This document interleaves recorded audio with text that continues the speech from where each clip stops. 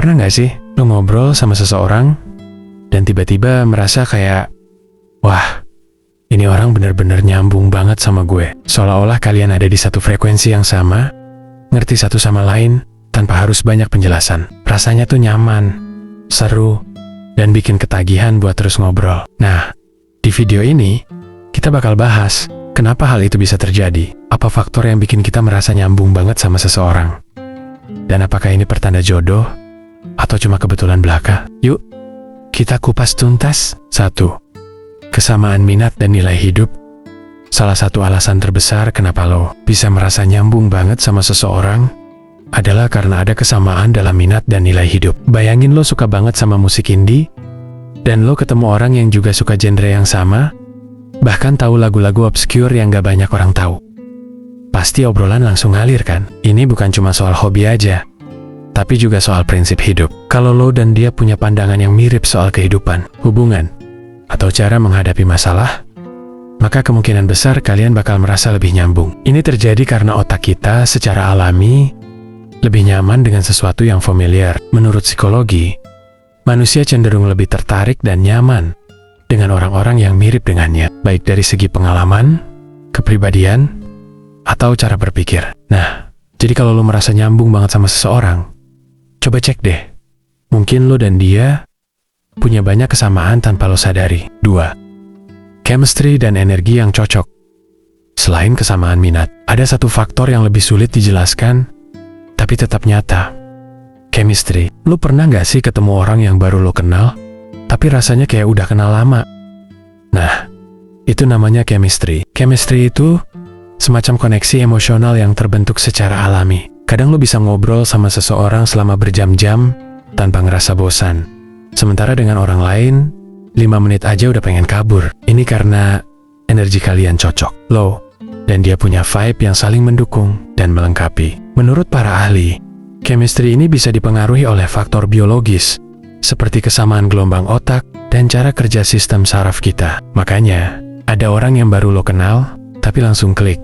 Sementara, ada yang udah lama kenal, tapi tetap aja nggak nyambung. 3. Cara berkomunikasi yang sejalan. Pernah nggak lo ngobrol sama seseorang, dan dia langsung ngerti maksud lo, bahkan sebelum lo selesai ngomong?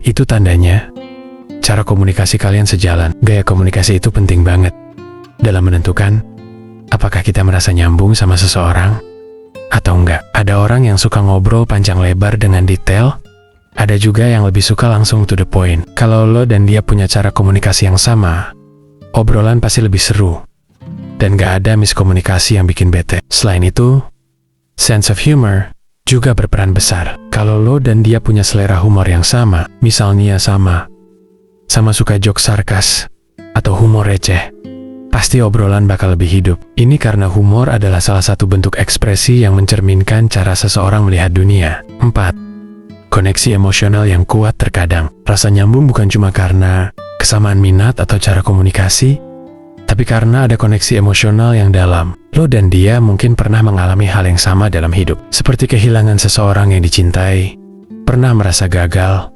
atau mengalami pengalaman yang membentuk cara berpikir kalian. Ketika seseorang bisa memahami perasaan lo tanpa lo harus banyak bicara, itu tandanya ada ikatan emosional yang kuat. Hubungan seperti ini seringkali lebih dalam dan bermakna dibanding sekadar kesamaan minat. Lo merasa dihargai, didengar, dan dimengerti, yang bikin lo makin nyaman buat terbuka dan jadi diri sendiri. 5. Faktor biologis dan psikologis. Menariknya, ada faktor biologis yang juga berperan dalam membuat kita merasa nyambung sama seseorang. Sebuah studi menunjukkan bahwa ketika dua orang punya pola gelombang otak yang mirip, mereka lebih mungkin merasa terhubung satu sama lain. Selain itu, ada juga yang namanya mirroring, yaitu ketika dua orang tanpa sadar meniru gerakan, ekspresi wajah, atau nada bicara satu sama lain. Ini biasanya terjadi saat kita merasa nyaman dengan seseorang, dan otak kita